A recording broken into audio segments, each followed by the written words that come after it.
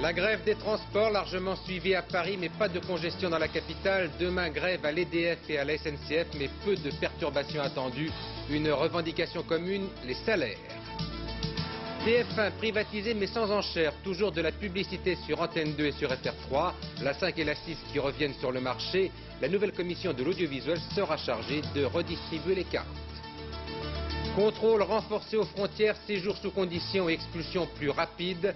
C'est le nouveau projet de loi sur l'immigration en France. Ce mercredi 11 juin, 445 jours de détention pour Marcel Carton et Marcel Fontaine.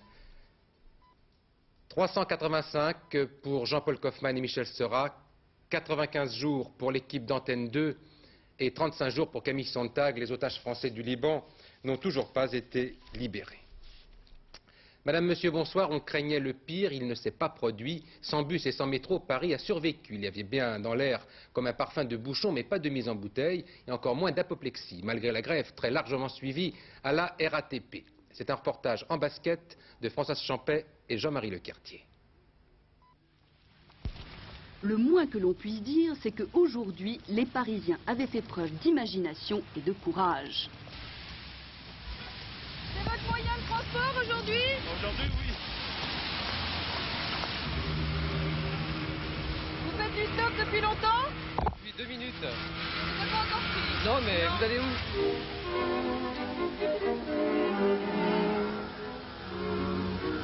Vous marchez en rythme? Hein? Vous marchez en rythme? Ouais. C'est classique, alors on marche pas très vite. Vous pourriez m'amener quand même, hein, c'est vraiment scandaleux. C'est le vélo de votre enfant? Ben oui, c'est sur le vélo de mon enfant, C'est tout ce que vous avez trouvé? Je n'avais pas d'autre moyen, oui. C'est pas trop dur? Non, mais c'est agréable de faire ça de temps en temps. Voilà. Bonne route! Merci. Certains pédalaient dans la bonne humeur malgré la pluie, d'autres avaient vraiment mal au mollet. C'est pas trop dur? Si. L'autostop a remporté la palme du système D et même favorisé des rencontres imprévues. Félicité? Ah oui, en scooter surtout. Hein. Mais je passe pas la télé, je suis Paris. Hein. Ah, c'est pas les cons. Hein. À pied, à vélo, en patin, tout y est passé, même le bateau. Et pourtant, on circulait très bien dans Paris, même mieux, selon les dires de la préfecture, qu'un jour ordinaire. La grève, annoncée depuis longtemps, n'a pas pris de court les Parisiens. Une grève largement suivie avec seulement 5% des métros et 8% des bus qui roulaient cet après-midi. Il est vrai que le syndicat avait fait bloc pour ce mouvement dont Nicolas Jacobs nous explique maintenant les raisons. On n'avait pas vu cela depuis 1977, les 6 principaux syndicats de la RATP unis dans la même action. Leur première revendication, les rémunérations. Suivant les instructions gouvernementales, aucune augmentation de salaire n'est prévue cette année. Deuxième revendication, l'emploi. C'est le plan d'économie imposé à la RATP qui est visé. Il prévoit l'annulation de 200 embauches et impose des économies de 280 millions de francs. Alors qu'on sait que toutes les données économiques en région parisienne démontrent le besoin d'un développement de l'offre de transport, sans ça on aura une situation bloquée en région parisienne, on va arriver à une situation d'une volonté gouvernementale d'aller vers une remise en cause du statut de service public de transport en Île-de-France. Nous comptons réaliser ces économies, bien sûr, puisqu'on nous les demande, mais de façon telle que ça ne porte pas atteinte à la quantité et à la qualité du service que nous offrons aujourd'hui à la population de la région parisienne. Mais ça suppose quand même de la part de la régie un effort très sérieux pour réaliser ces économies et les faire de telle sorte que ça ne dégrade pas les services publics. Mais je pense que nous en sommes capables. Demain, les syndicats doivent rencontrer le nouveau président de la RATP, Paul Reverdy. Ce sera son premier dossier difficile, le jour même de son arrivée. Cette grève à la RATP, c'est le premier wagon d'un train de conflit qui doit durer jusqu'à la fin de la semaine. Demain, grève à l'EDF et à la SNCF, à l'appel de quelques syndicats, mais peu ou pas de perturbations pour les usagers, c'est-à-dire pour vous et pour nous. Une même origine à tous ces mouvements, protester contre le gel des salaires dans le secteur public. Enquête, Ève Mettet, Roger Mathurin. Robert Ledoux, 38 ans, est contremaître à EDF. Son travail, toujours en extérieur, l'entretien du matériel de haute tension. Avec 18 ans d'ancienneté, il gagne 9 200 francs par mois. Depuis quelques années, déjà depuis 1982, pour les agents EDF, il y a une perte de pouvoir d'achat. Les fins de mois sont de plus en plus difficiles avec les charges d'appartement, puisque je suis en copropriété et j'ai des crédits à rembourser. J'ai une voiture qui date d'une dizaine d'années, j'aimerais bien la remplacer. C'est pour ainsi dire impossible vu le prix actuel des automobiles. J'ai un mobilier très ancien qui date de notre mariage et j'aimerais bien avoir quelque chose de mieux. Il n'y arrive pas non plus. Depuis 1983, les hausses de salaire à EDF n'ont pas compensé l'inflation. Une perte de pouvoir d'achat pour les agents d'1 demi-point par an, hors avancement. Cette année, la direction d'EDF n'annonce aucune revalorisation. Au début du mois d'avril, M. Hervé de Charette, ministre de la fonction publique, avait affirmé aux représentants syndicaux qu'en cas de dérapage de l'inflation, on appliquerait un rattrapage des salaires. Mais, faux espoir, le 5 mai, Jacques Chirac, par lettre circulaire à tous les ministres et secrétaires d'État, demande qu'aucune mesure nouvelle ne soit accordée au titre de 1986. Une fermeté rappelée par Philippe Séguin. Nous ne faisons pas cela par sadisme ou par méchanceté. Nous faisons cela parce que c'est la condition d'une nouvelle politique budgétaire, d'une nouvelle politique économique qui sera plus favorable à l'emploi en général. Il y a un certain nombre de sacrifices à faire, il faut le comprendre. Aucune négociation syndicat-patronat n'est donc prévue d'ici à la fin de l'année, mais tout pourrait dépendre du climat social de l'automne. On l'attendait depuis plusieurs semaines, on sait ce soir à quoi il ressemble. Le projet de loi sur l'audiovisuel intitulé « Projet sur la liberté de la communication » a été adopté ce matin en Conseil des ministres. Il brosse le nouveau paysage de la radio et de la télévision en France. Avec une confirmation, à défaut d'une surprise, TF1 sera privatisé. Le détail de ce projet, Gaël Monlahuc. Une commission d'experts évaluera le prix de TF1 et celui-ci sera fixé par l'administration. 10% au plus du capital sera réservé aux salariés, 40% au plus sera proposé à l'épargne publique et 50% et plus à un consortium de financiers. Au sein de ce consortium, un opérateur ne pourra détenir plus de 25% des parts et l'apport de capitaux étrangers est limité à 20%. Les opérateurs devront proposer le projet le plus intéressant pour la création. L'autorisation d'émettre sera accordée pour 12 ans. Dès le vote de la loi, un administrateur provisoire, assisté d'un conseil, sera nommé par le gouvernement à la tête de la chaîne. Sur Antenne 2, financée par la redevance, la publicité sera maintenue mais limitée comme par le passé. La chaîne pourra commercialiser directement ses programmes et en tirer des bénéfices. Certaines opérations de parrainage seront autorisées pour des émissions culturelles ou éducatives. FR3 reste dans le secteur public. Les règles qui la concernent sont les mêmes que pour Antenne 2. Le statut de Canal+ demeure inchangé. Il en va de même pour les sociétés possédant une autorisation pour un réseau câblé. Elle reste régie par la loi de 1982. En revanche, la concession de la 5e chaîne sera annulée dès le vote de la loi. Il y aura indemnisation. La 5 sera ensuite réattribuée à des opérateurs par la Commission de la communication. Annulation de la concession aussi pour la 6e chaîne, mais on ne sait pas si cette fréquence sera réattribuée ou simplement supprimée. Après le vote de la loi, c'est la Commission nationale de la communication et des libertés qui assumera l'essentiel des pouvoirs sur ce nouveau paysage audiovisuel. L'un des points d'interrogation du nouveau régime de l'audiovisuel, tel qu'il sera détaillé par la suite, se rapporte à l'équilibre entre le secteur public et le secteur privé. La question est simple, le public aura-t-il les mêmes moyens que le privé sans souffrir de servitudes qui pourraient alors l'étouffer? C'est pour étudier ces servitudes et leurs limites, ce que l'on appelle le cahier des charges, que Marcel Julien, l'ancien président d'Antenne 2, vient d'être chargé d'une mission dans ce sens par François Léotard. Monsieur Julien, qui n'a jamais manqué d'idées, vient de nous préciser les grandes orientations de son travail à venir. C'est l'ensemble du paysage audiovisuel français qui va changer. Bon, s'il change, ça veut dire qu'il va falloir une harmonisation entre ce fameux secteur privé et ce fameux secteur public. On savait autrefois que le secteur public avait pour caractéristique d'être la télévision de l'État, souvent celle du gouvernement, et que derrière le téléspectateur, on cherchait les lecteurs. Et que la télévision privée, derrière le téléspectateur, cherche le consommateur. Il reste un merveilleux endroit, c'est la télévision du citoyen, c'est celle-ci qu'on cherche. Alors que tout ce qui, j'imagine, que tout ce qui va émettre en France de la télévision aura une règle du jeu minimale, une espèce de qualité à laquelle tout le monde devra souscrire. Mais alors pourquoi payer une redevance à ce fameux secteur public? Pourquoi paie-t-on d'un côté et pas d'un autre? C'est le rôle, et c'est probablement un peu la recherche qu'on m'a confiée, c'est de voir la justification de cet honneur particulier du service public.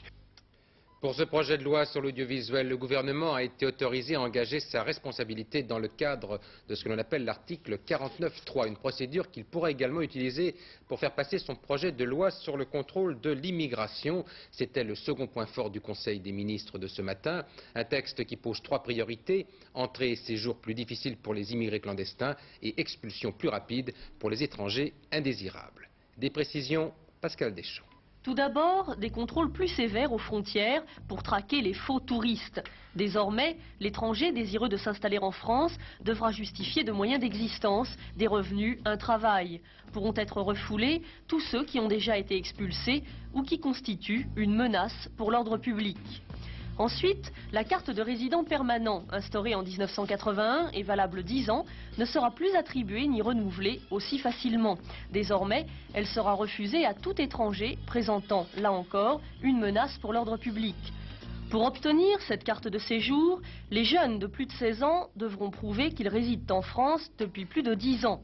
En outre, il ne faut pas qu'ils aient fait l'objet d'une condamnation. Enfin, le nouveau texte retire à l'autorité judiciaire le droit de décider de l'expulsion des étrangers indésirables. Désormais, la décision sera prise par l'autorité administrative, c'est-à-dire la police, et la commission d'expulsion n'aura plus qu'un rôle consultatif. C'est donc ce projet qui sera soumis au Parlement tel qu'adopté ce matin en Conseil des ministres. À noter que pour ce texte, tout comme pour le projet sur l'audiovisuel, François Mitterrand a émis tout à l'heure de sérieuses réserves. Ce projet de loi sur l'immigration devrait donc permettre, selon ses auteurs, de lutter plus efficacement contre l'immigration clandestine. Il va en tout cas remettre à plat et renforcer l'arsenal juridique actuel, déjà très contraignant, comme en témoigne cette enquête de Patrice Pelé et de Jean Cornu. Ibrahim Rabat est un clandestin.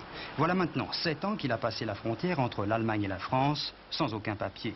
7 ans qu'il essaye de régulariser sa situation. Orphelin, sans extrait d'acte de naissance, avec en plus des ennuis avec la police, difficile d'obtenir un permis de séjour. C'est important pour vous d'être en France, de rester en France? Oui, c'est très important pour moi parce que c'est le pays où j'ai vécu quand même pas mal d'années. C'est là où j'ai découvert ce que c'est la vie. Et je compte y rester toute ma vie. Si Ibrahim Rabat parle à visage découvert, d'autres ne le souhaitent pas, comme ce Libanais. Sans travail depuis plusieurs mois, sa carte de séjour pourrait lui être retirée. Il a 4 enfants à nourrir et sa femme est enceinte. Tout ce qu'on demande, seulement les papiers pour travailler, pour vivre. Pourquoi on est là? Parce qu'on n'aime pas la guerre. Situation difficile pour ces 2 étrangers qui, malgré tout, gardent l'espoir de pouvoir rester chez nous. Pour les autres, ceux qui viennent d'arriver, dans ce centre d'accueil, ils déposent leur demande pour résider en France.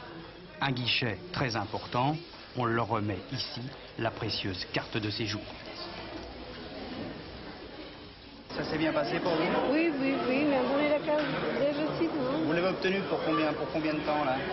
Je crois pour 10 ans, oui, pour 10 ans. Vous êtes content? Oui, c'est content, oui. Vous allez rester ici? Oui. D'accord. S'il y a des boulots, tout celui-ci, s'il n'y a pas de boulot, on va aller à Mali. Tous ces étrangers peuvent justifier de moyens d'existence, leurs papiers sont en règle. Mais avant d'obtenir le feu vert, leur dossier a été vérifié à la préfecture de police. Si le dossier est incomplet, s'il y a de faux documents, ce peut être l'expulsion. Du début de l'année au 31 mai, nous avons mis à l'avion, parce que pour nous c'est de la mise à l'avion dans les aéroports parisiens, 919 étrangers et 704 sont partis réellement. Les autres ayant été passés devant les tribunaux pour être punis, pour être condamnés et ultérieurement reconduits à la frontière. Selon l'Office national de l'immigration, 20 000 familles sont entrées en France en 1985. Le nouveau projet de loi vise à restreindre les entrées. Il modifie des textes vieux de 40 ans. Le temps des ténors à l'Assemblée nationale pour défendre ou pour combattre la motion de censure déposée par les socialistes après le vote du projet de loi sur l'autorisation administrative de licenciement. C'était le plat de résistance du menu cet après-midi au Palais Bourbon. Le climat sur place, Daniel Brem, Pascal Guimier. Le gel des salaires. La diminution un hémicycle bien coupé en deux cet après-midi avec deux logiques qui s'affrontent pour un véritable débat de fond, chacun vantant ses solutions pour réduire le chômage. Pour Jean Auroux, ancien ministre du Travail, le gouvernement Chirac conduit une politique de revanche sociale. Monsieur le Premier ministre, il y a quelques semaines, aux Français, vous avez promis l'emploi et vous leur imposez le licenciement. Vous avez promis la participation et vous leur imposez l'exclusion. Vous avez promis le rassemblement et vous les conduisez à la division. Très offensif, Jacques Chirac dénonce lui l'héritage socialiste, opposant les carcans étatistes à la liberté d'entreprendre. Il ne s'agit donc pas, et chacun l'aura compris, de revenir vers je ne sais quelle arrière, ni d'organiser je ne sais quelle régression. Il s'agit tout au contraire de faire franchir à notre droit social, dans le cadre de la concertation, une nouvelle étape pour l'adapter aux réalités économiques d'aujourd'hui et non pas aux idéologies d'hier. Le débat se poursuivra probablement au-delà de minuit. Ensuite, les députés voteront. Aucune surprise à attendre. La motion de censure fera certes le plein des voix de gauche, mais sans avoir aucune chance d'être adoptée. Le port d'Hendaye au Pays Basque français, toujours bloqué par les chalutiers venus du Pays Basque espagnol. Il y en a maintenant près de 300, mais il n'y a pas eu de heurts avec les bâtiments de la Marine nationale qui ont pris position à proximité du barrage. Il est vrai que leur intervention est rendue difficile par la densité même du barrage espagnol, mais pour le moment, personne ne souhaite apparemment que le conflit dégénère, donc pas de heurts entre les Espagnols et la Marine française. On préfère négocier. Reste le fond du problème, la zone communautaire proche d'Hendaye sur laquelle les pêcheurs espagnols revendiquent un droit de pêche. Paris a fait savoir que la France était prête éventuellement à reprendre des discussions. Une trentaine de personnes blessées à Bilbao, en Espagne, lors des obsèques du militant de l'ETA, mort dimanche dans une prison du centre du pays. Des heurts très violents, vous allez le voir, qui illustrent bien le fossé qui sépare la police espagnole des indépendantistes de la province basque. Jean-Marc Ces incidents, ces partisans de la cause indépendantiste basque veulent accuser publiquement les autorités pénitentiaires espagnoles d'avoir laissé mourir sans soin l'un de leurs camarades décédé dimanche en prison, officiellement de mort naturelle. Une manifestation qui ne pouvait être du goût de la police. L'homme appartenait à l'ETA militaire, organisation nationaliste clandestine responsable de l'assassinat de nombreux policiers. Des policiers espagnols considérés comme des forces d'occupation par la minorité indépendantiste basque, y compris par l'extrême gauche parlementaire. Barrage, puis escarmouches tourneront une fois de plus à la bataille rangée. Bilan, 30 blessés à Bilbao.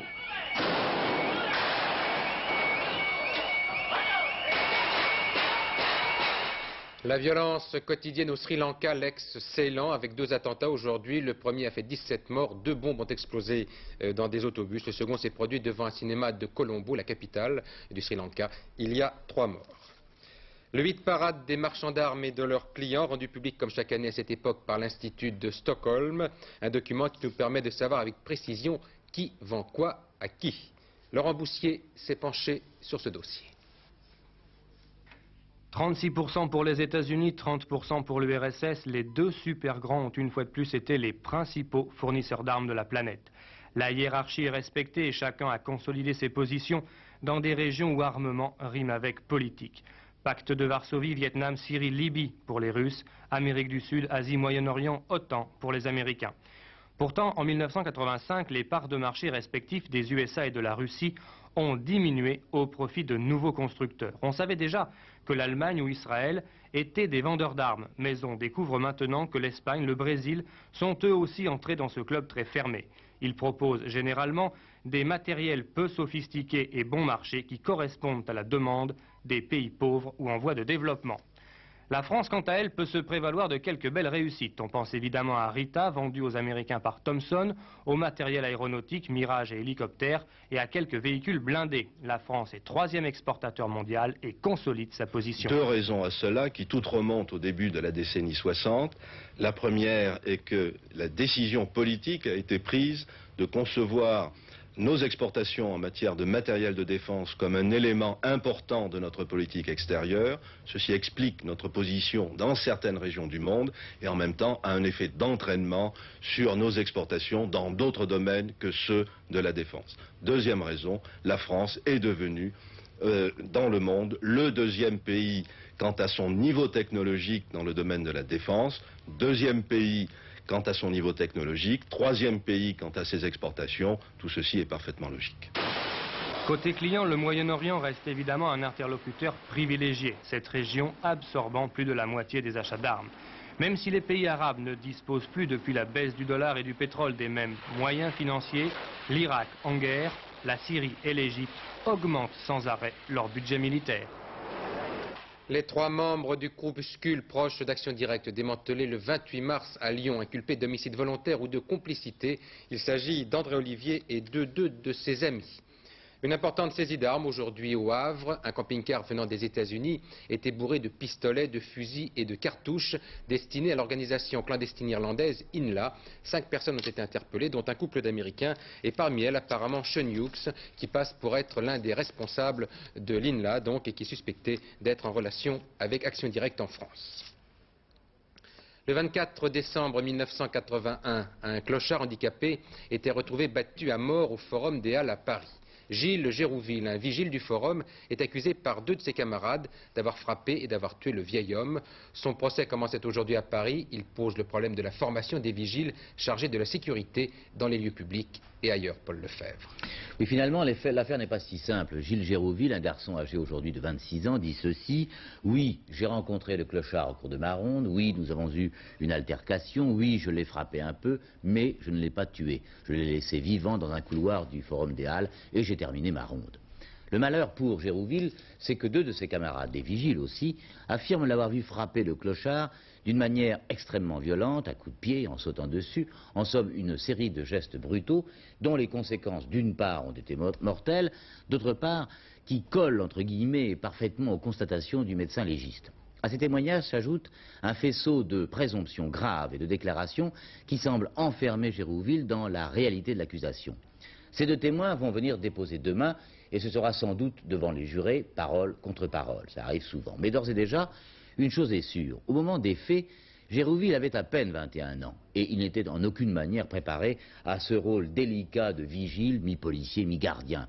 Et ce procès, au-delà de l'accusé, est également celui de ces organismes qui rassemblent sous des uniformes et pour des missions de police intérieure des gens qui n'ont souvent ni la personnalité ni la formation surtout pour rester maîtres d'eux-mêmes, quelles que soient les situations et les provocations.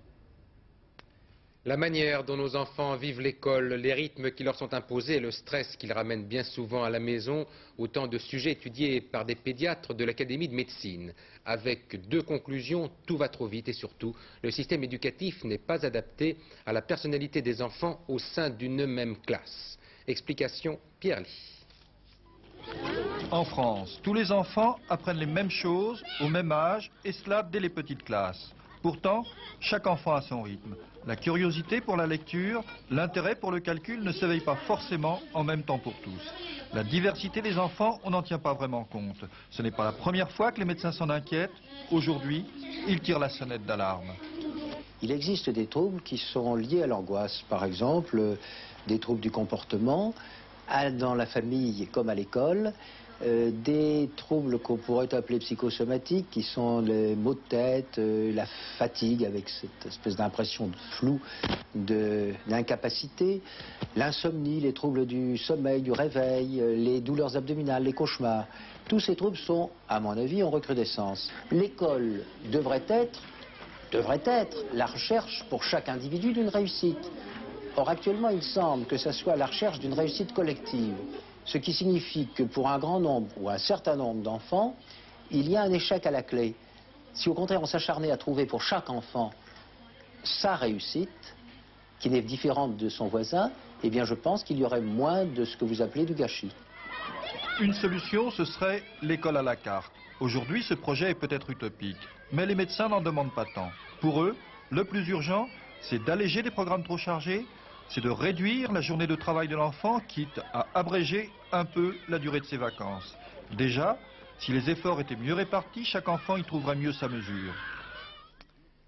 La monarchie fit son lit, l'Empire s'y coucha, la République la restera. La plus belle chambre royale du monde n'est pas à Versailles, mais à Fontainebleau, depuis que les artisans lyonnais ont restitué sa beauté à la tenture murale dite aux perdrix, offerte par Louis XVI à son épouse Marie-Antoinette.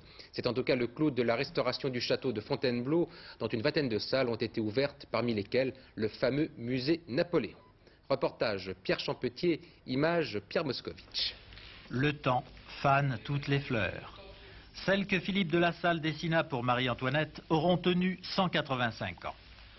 Voici l'état de la plus extraordinaire soierie jamais tissée qui habillait la chambre de la reine à Fontainebleau. Une loque. Vous voyez ici ces roses par exemple qui sont dans des dégradés de rouge et de rose sont toutes devenues beige et marron. Les feuilles de la même manière qui ont de très beaux dégradés allant de l'émeraude au vert clair, également beige. Puis il y a des endroits où il y avait des déchirures, en voilà un exemple, mais il y en a partout et même dès qu'on y touche ça se recraque. On demanda donc aux industriels les plus compétents s'ils pouvaient retisser la tenture à partir du carton original conservé au musée des tissus de Lyon. Réponse: impossible, trop long, trop compliqué. Le défi fut relevé ici, dans l'atelier le plus rétro de France. Ici, pas d'ordinateur, pas de jeunes aux dents longues, mais des jacquards branlants comme au bon vieux temps, des pépés blanchis sous le harnois, avec un tour de main comme on n'en trouve plus.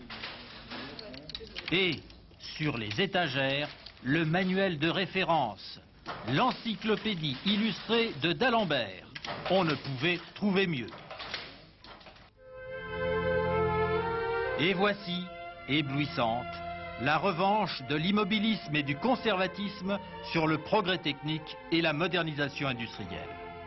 Le résultat de 20 ans d'un travail minutieux, patient, compliqué, accompli au rythme de 6 cm par jour.